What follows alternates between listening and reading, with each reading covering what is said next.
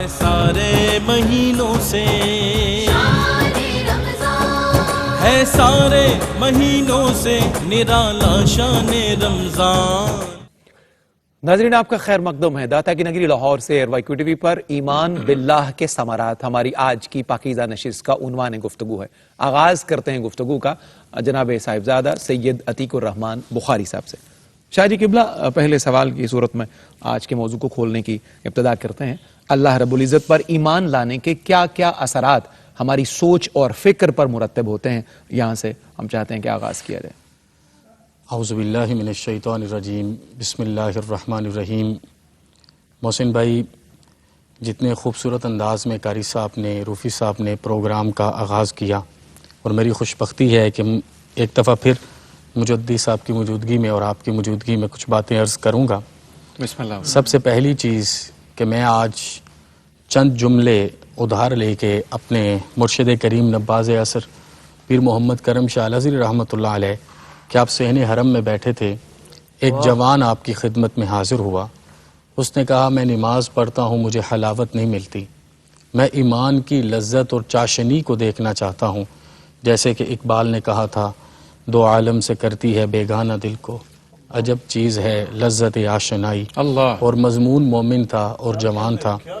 تو میں کون سا عمل کروں کہ ایمان میرے حصول تک آسان ہو جائے؟ تو آپ نے ون لائنر سرکار دو عالم صلی اللہ علیہ وسلم کی احادیث سے کشید کر کے عطا فرمایا تھا کہ جب بھی بولنا ہے سچ بولنا ہے، جب بھی کھانا ہے حلال کھانا ہے۔ سب سے پہلی چیز تو یہ ہے کہ ہم سچائی کی طرف آتے ہیں اور ہمیں حلال رزق کی وہ طلب ملتی ہے جو ہماری پیشانی کو سجدہ ریزی کی چمک عطا فرماتی ہے۔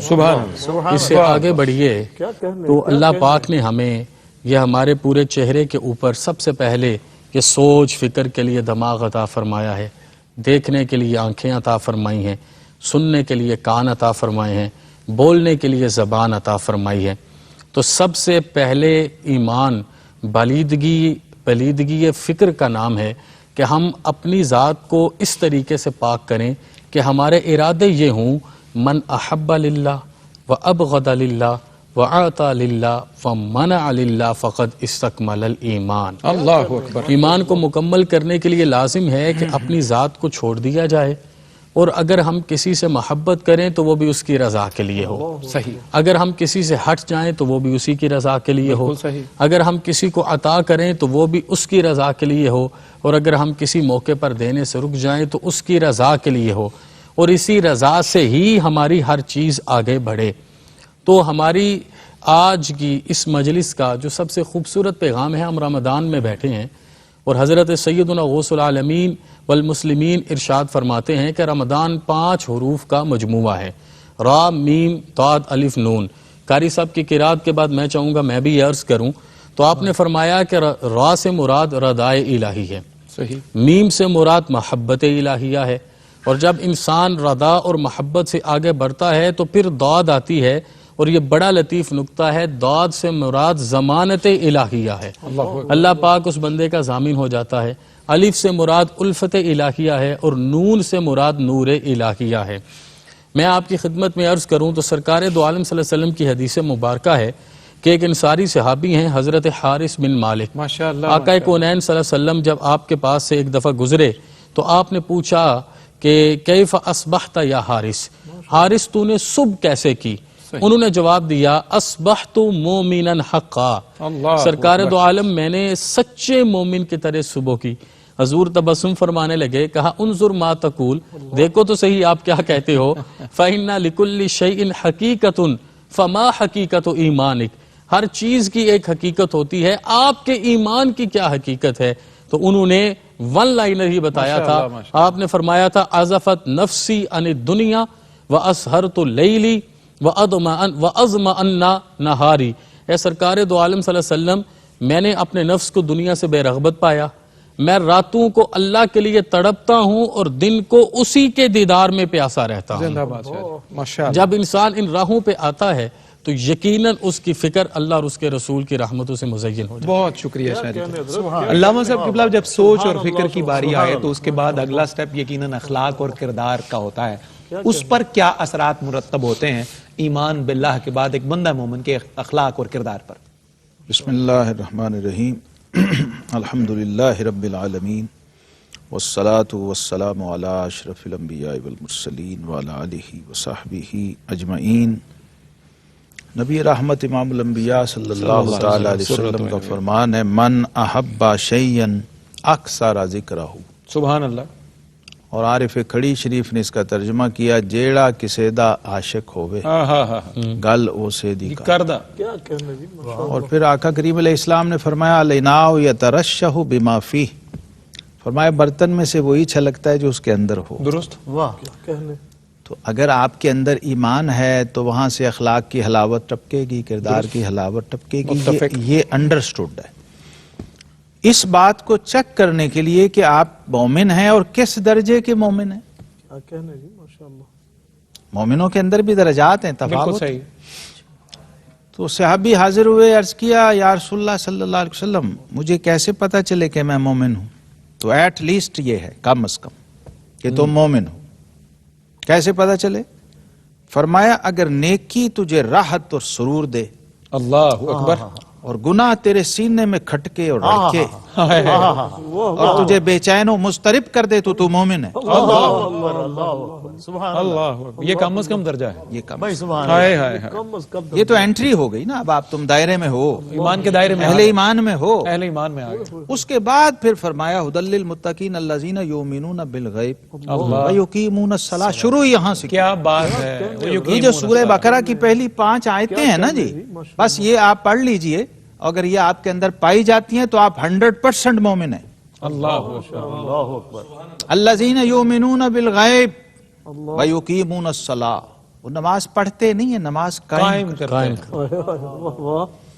نماز کس طرح کی ہوتی ہے؟ قد افلح المؤمنون الذین هم فی صلاتهم خاشعون. کیا بات ہے.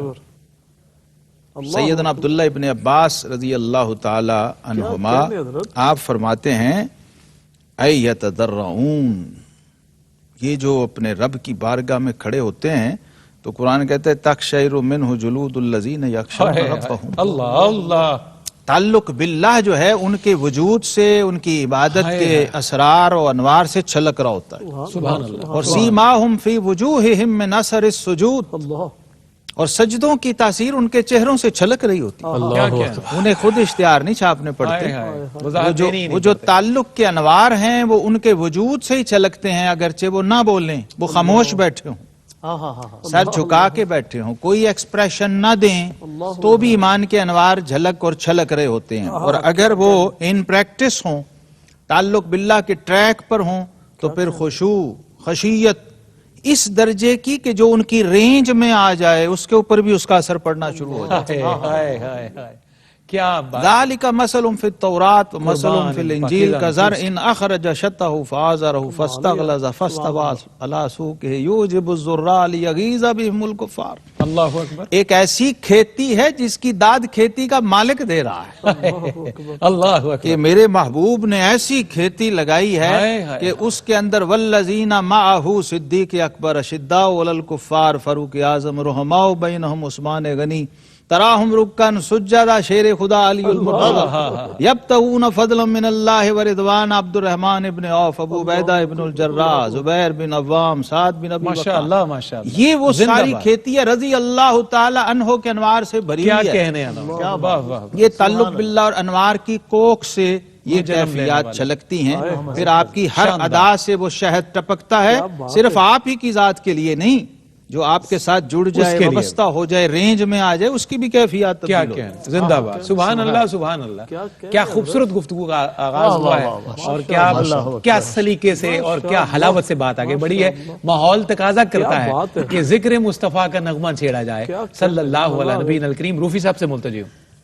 شامل ہے خدا جس مدحت میں, وہ مدحت تو سرکار کی ہے, وہ مدحت تو سرکار کی ہے. قربان ہے جس پہ دونوں جہاں, وہ عظمت تو سرکار کی ہے، وہ عظمت تو سرکار کی ہے، شامل ہے خدا جس مدحت میں، وہ مدحت تو سرکار کی ہے۔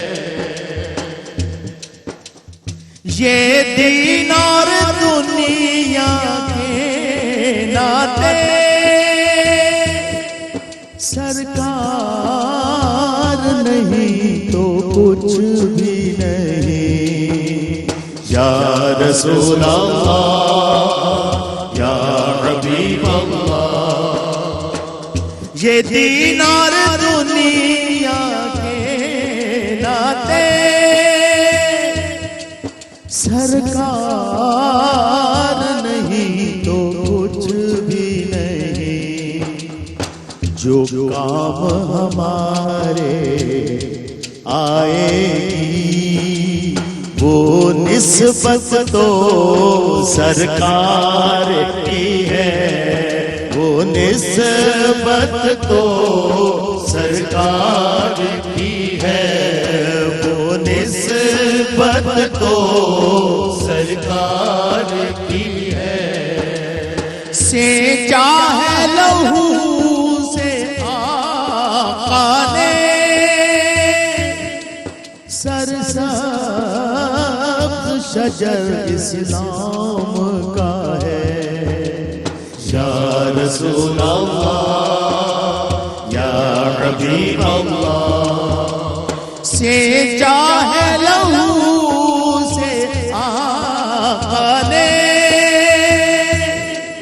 سرسبز شجر اسلام کا ہے، پھل جس کا یہ دنیا کھاتی ہے، یہ محنت تو سرکار کی ہے، یہ محنت تو سرکار کی ہے، یہ محنت تو سرکار کی ہے۔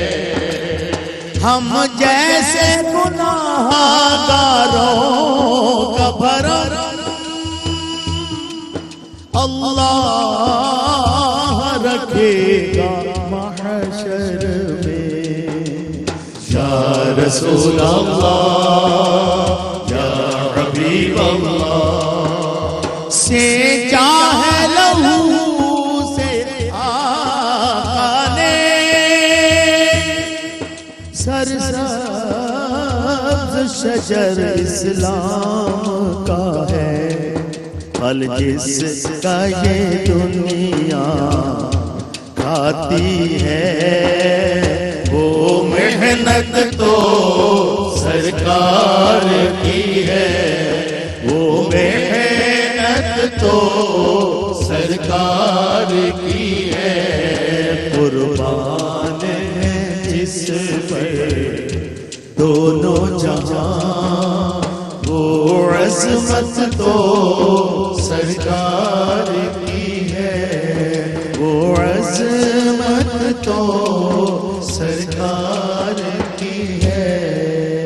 ماشاءاللہ ماشاءاللہ ماشاءاللہ، خوبصورت عقیدت نامہ جناب رفیع صاحب نے پیش کیا ہے، اللہ رب العزت ان کی توفیقات میں اضافہ فرمائے۔ یہاں پروگرام میں ایک مختصر سا وقفہ ہے۔ ہے سارے مہینوں سے، ہے سارے مہینوں سے نرالا شان رمضان۔